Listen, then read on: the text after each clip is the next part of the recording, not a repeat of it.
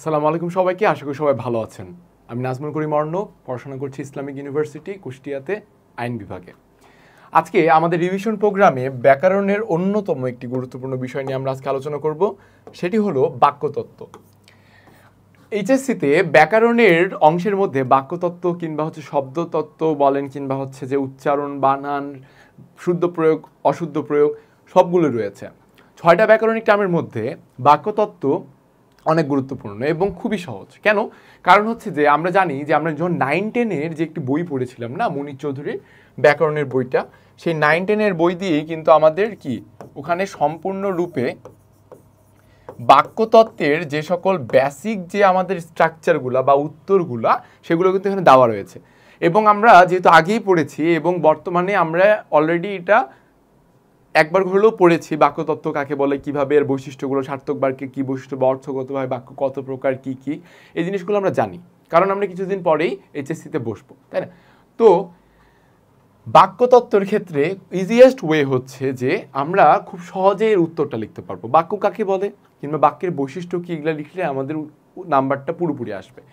এবং যারা কিনা সায়েন্সের স্টুডেন্ট বা যারা যে কমার্সের স্টুডেন্ট, তারা বাংলা, ইংলিশ এগুলো তো তেমন করে পড়ে না, তাই না? তাদের আলাদা ইসের খুব চাপ থাকে।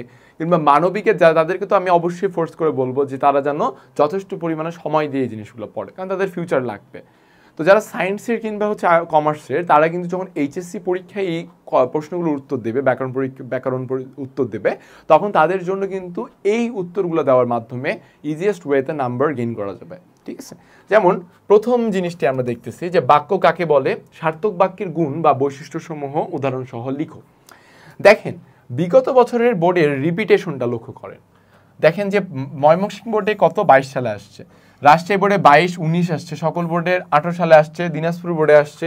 তাহলে দেখেন একটা প্রশ্ন 1 2 3 4 5 5বার কিন্তু আসছে, রিপিট হচ্ছে। নতুন করে কি বানাই দিছে জিনিসটা? না। ম্যাথমেটিক্স যেমন বোর্ডের পরীক্ষায় নতুন করে বানায় না, রিপিট হয়, জাস্ট লাইক ব্যাকরণও কিন্তু সেম। ব্যাকরণেও কি আপনার সাথে রিপিটই হবে। লক্ষ্য করেন, বাক্য কাকে বলে, সার্থক বাক্যের গুণ বা বৈশিষ্ট্য উদাহরণ সহ লেখো, প্রথম প্রশ্ন যেটা। তো আমরা দেখতে পাচ্ছি যে বাক্য এক বা একাধিক পদের বিভক্তযুক্ত শব্দ, ঠিক আছে? বিভক্তিযুক্ত শব্দ থাকতে হবে। বিভক্তি, হ্যাঁ, বিভক্তি কি কি আছে ওই যে আমরা তো জানি যে প্রথমা বিভক্তি, দ্বিতীয় বিভক্তি, তৃতীয়, চতুর্থী, পঞ্চমী, ষষ্ঠী, সপ্তমী, 7টা বিভক্তি আছে, ঠিক আছে? তো সমন্বয়ে যখন বক্তার মনের ভাব সম্পূর্ণরূপে প্রকাশ পায় তাকে বলা হয় বাক্য। ভাই দেখ, ছোট থেকে ক্লাস 3-4 থেকে তুই বাক্যের সংজ্ঞা পড়তেছিস, নতুন করে তোকে এখানে বোঝার মতো কিছু নাই, ঠিক আছে? বুঝতে হবে। তবে অবশ্যই মাথায় রাখতে হবে বিভক্তিযুক্ত যেন থাকে। আর বিভক্তিহীন শব্দে কি বলা হয়? প্রাতিপাদিক শব্দ। এটা কিন্তু অবশ্যই মাথায় রাখতে হবে। এটা কিন্তু যে এইচএসসি অ্যাডমিশন কিংবা যে আপনার এইচএসসি আর অ্যাডমিশন দুইটাতে ইম্পর্টেন্ট, যে বিভক্তিহীন শব্দে কি বলা হয়? প্রাতিপদিক শব্দ বলা হচ্ছে কাকে? বিভক্তিহীন শব্দ, ঠিক আছে? মাথায় রাখতে হবে। উদাহরণ দিছে কি? দেখো, যে উদাহরণ দিছে বাংলাদেশকে স্বাধীন সার্বভৌম রাষ্ট্র, ঠিক আছে? বাংলাদেশ স্বাধীন সার্বভৌম রাষ্ট্র, 5টি পদ মিলে একটি সম্পূর্ণ মনের ভাব প্রকাশ পাইছে, সুতরাং কি এটা হচ্ছে একটা বাক্য। ওকে, পরে বলছি সার্থক বাক্যের গুণ বা বৈশিষ্ট্য কি। সার্থক বাক্যের বৈশিষ্ট্য, একটি সার্থক বাক্যের কয়টি গুণ থাকে? 3টি গুণ থাকে বা বৈশিষ্ট্য থাকে। সেগুলো কি কি?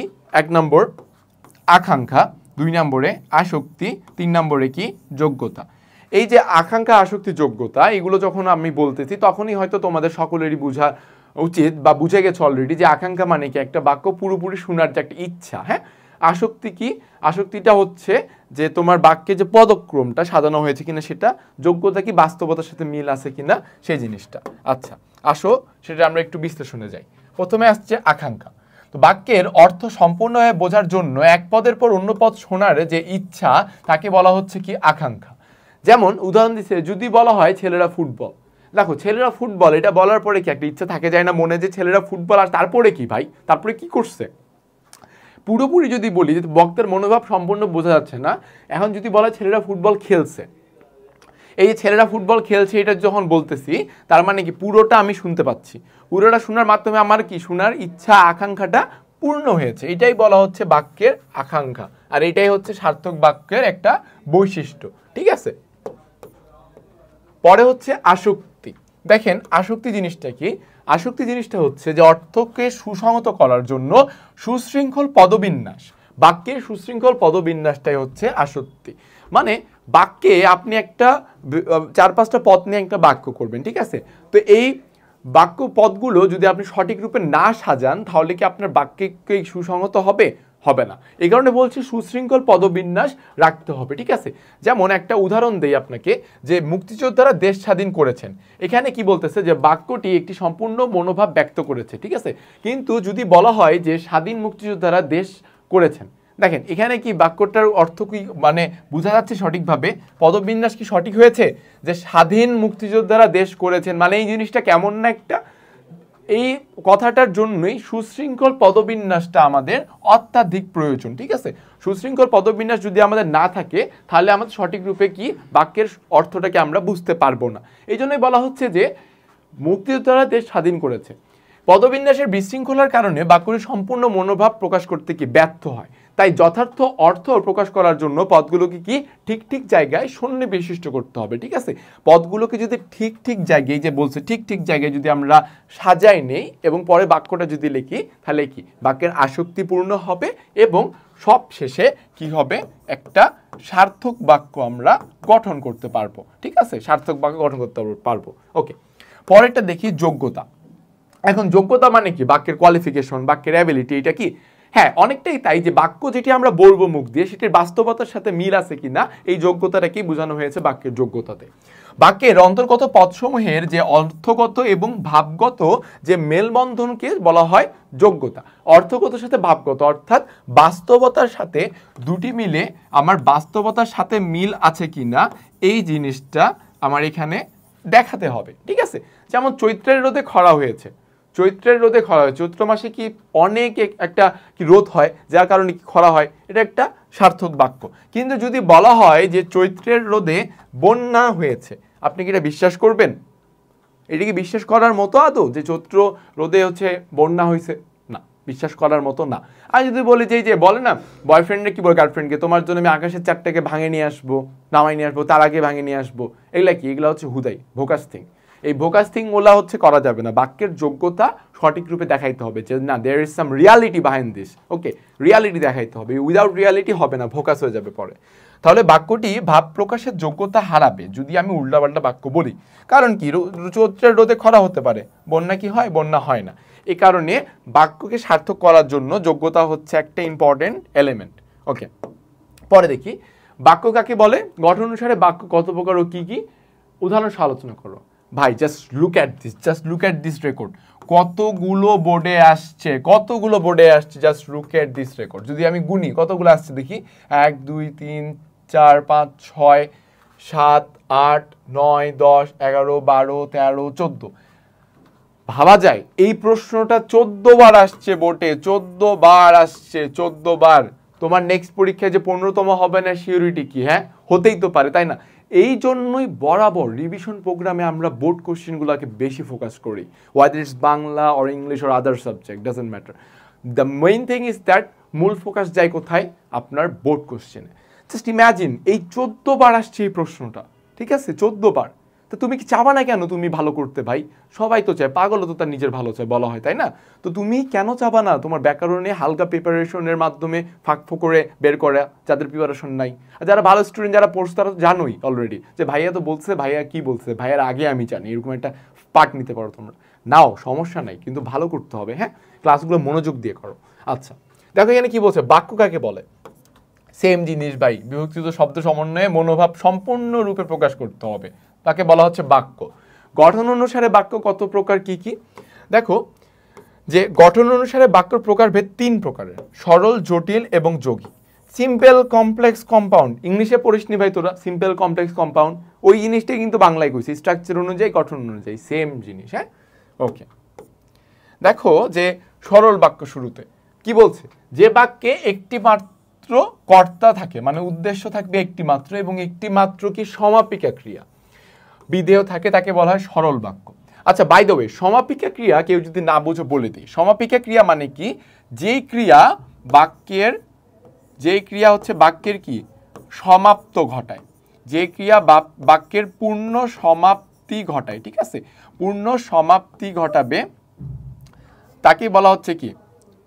তাকেই বলা হচ্ছে সমাপিকা ক্রিয়া। তাহলে আমরা যদি বলি যে ক্রিয়া বাক্যের পূর্ণ সমাপ্তি ঘটাতে সক্ষম তাকে বলছে সমাপ্তি ক্রিয়া। ঠিক আছে, বাক্যের পূর্ণ সমাপ্তি।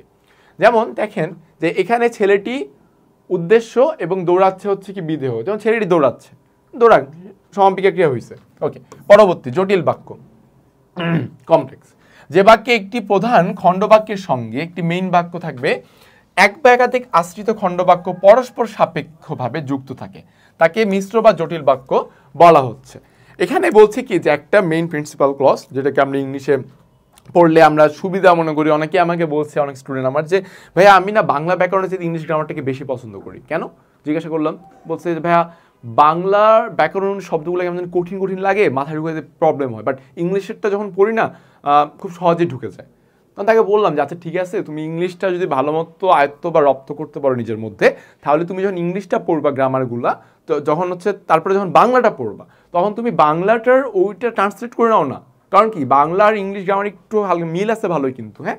যেমন ওখানে বাচ্চা আছে ন্যারেশন ইংলিশে, বাংলায় যেটা উক্তি ওখানে হচ্ছে যে তোমার বাচ্চ হচ্ছে ভয়েস, উক্তিটা ন্যারেশন, ঠিক আছে। বা এই যে গঠন অনুসারে স্ট্রাকচার অনুযায়ী মিল আছে তো, তাই না? সো দেখো যে কি বলছে, যে বাক্যে একটি প্রধান খণ্ডবাক্য থাকবে, তার সাথে এক বা একাধিক আশ্রিত খণ্ডবাক্য পরস্পর সাপেক্ষভাবে যুক্ত থাকবে, তাকে বলা হচ্ছে জটিল বা মিশ্র বাক্য। আচ্ছা, বাই দ্য ওয়ে, জটিলের অপর নাম হচ্ছে মিশ্র। আশ্রিত খণ্ডবাক্য কি, যে পরিশ্রম করে। প্রধান খণ্ডবাক্য কি, সেই সুখ লাভ করে। দেখো, সেই সুখ লাভ করে, যে পরিশ্রম করে সেই সুখ লাভ করে, ঠিক আছে। আশ্রিত বাক্য কিন্তু একা একা অর্থ প্রকাশ করতে পারে না। যে পরিশ্রম করে, আমি যদি একা একা অর্থ ছাড়ি দিই বাক্যটাকে, একা কি অর্থ প্রকাশ করতে সক্ষম হবে? আদৌ হবে না। যখন বলবো সেই সুখ লাভ করে, এটা কিন্তু একাই অর্থ প্রকাশ করছে, অর্থবহ হচ্ছে। তো আমরা দুইটি যখন মিলিত করব, যে আশ্রিত বাক্য এবং প্রধান খণ্ড বাক্য, তখন দুইটি মিলিত করে একটা পূর্ণাঙ্গ অর্থের তৈরি হবে, ঠিক আছে। পরবর্তী আসছে কম্পাউন্ড, যেটা আমরা ইংলিশে বলি যৌগিক বাক্য। পরস্পর নিরপেক্ষ দুই বা ততোধিক সরল বা জটিল বাক্য সংযোজক অব্যয় দ্বারা, কি দ্বারা? সংযোজক অব্যয়, এক কথায় অব্যয় দ্বারা যুক্ত হয়ে একটি সম্পূর্ণ বাক্য গঠন করে, তাকে বলা হচ্ছে যৌগিক বাক্য। যেমন দেখো, কঠোর পরিশ্রম করব তবুও ভিক্ষা করব না। এই যে লুক অ্যাট দিস, কঠোর পরিশ্রম করব একাই একটা কিন্তু অর্থবহ বাক্য হিসেবে প্রতিষ্ঠিত হয়। তবুও, এই যে তবুও, এটি হচ্ছে আমার সংযোজক অব্যয়।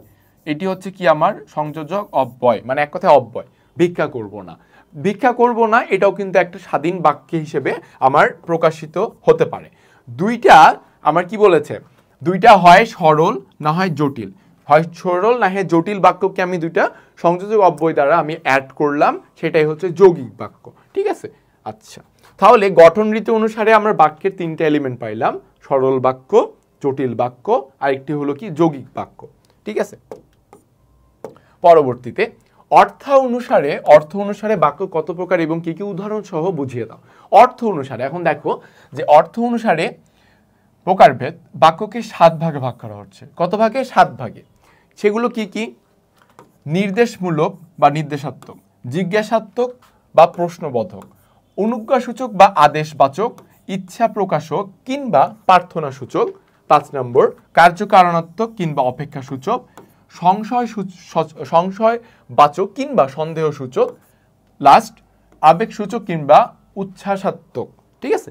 এই যে 7টা যে ভাগ, এই 7টা ভাগের ফের আবার কি উদাহরণ চাইছে, উদাহরণ সহ বুঝাইতে চাইছে, ঠিক আছে। যেমন তখন নির্দেশকমূলক বা নির্দেশক বাক্যে আমরা আসি।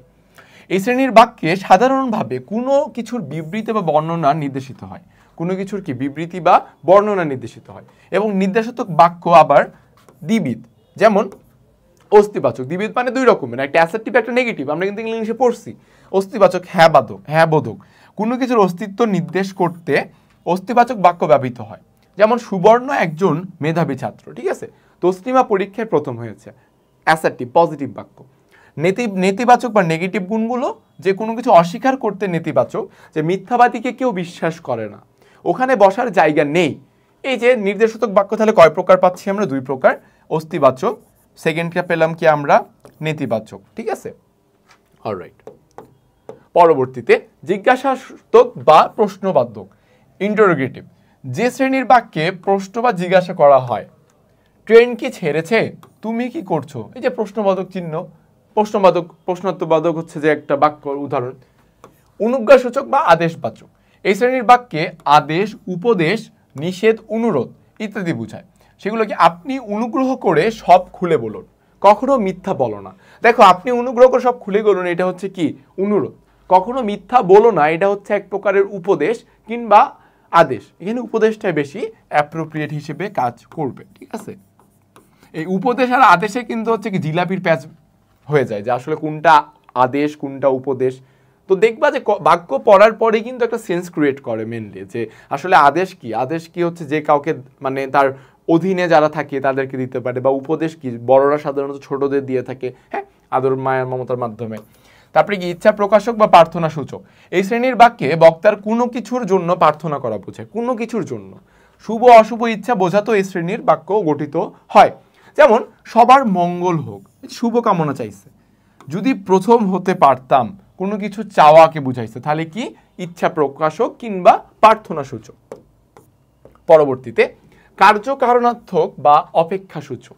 এই শ্রেণীর বাক্যে একটি ঘটনার ওপর আরও একটি ঘটনার নির্ভরশীলতার সম্বন্ধে স্থাপিত হয়। যেমন বৃষ্টি না হলে ফসল পুড়ে যাবে। দেখো যে কার্যকারণার্থক বা অপেক্ষা সূচক। আর আমরা যারা মানবিক বিভাগে যারা আমরা যুক্তিবিদ্যা পড়েছি তারা কিন্তু আমরা জানি কি যে কারণ ছাড়া কার্য হয় না, ঠিক না? আচ্ছা, এই যে এই বাক্যটা যে আমি এখানে লিখলাম বা এই কথাটা লিখলাম তার কারণ কি? কারণ ছাড়া কার্য হয় না। কারণ কার্যকারণার্থক অপেক্ষা সূচক মানে একটি ঘটনার ওপর আরেকটি ঘটনা নির্ভরশীল। কার্য হয়েছে তার উপর কি কারণটা নির্ভরশীল ছিল, ঠিক আছে, এরকম একটা ঘটনা। তো দেখেন যে আপনি না এলে ভালো লাগবে না।